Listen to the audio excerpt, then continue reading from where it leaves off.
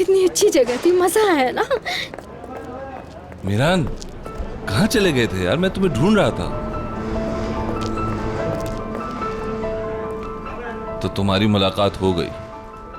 किसके साथ? उस लड़की के साथ। कौन है ये लड़की? ये वो लड़की है जिसकी वजह से मिदियात आए हो तुम। तुम्हारे दुश्मन की बेटी है, रेहान शाह दोलो।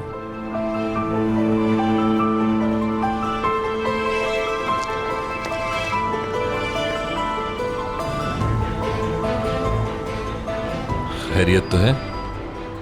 कहीं पसंद तो नहीं आ गई वो?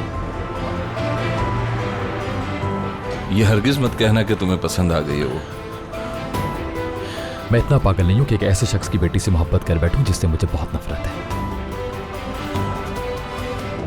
और वैसे भी ये मोहब्बत वगैरह कुछ नहीं होता। ठीक है, फिर तो कोई प्रॉब्लम नहीं है। चलो चल के होटल का एग्रीमेंट करते हैं।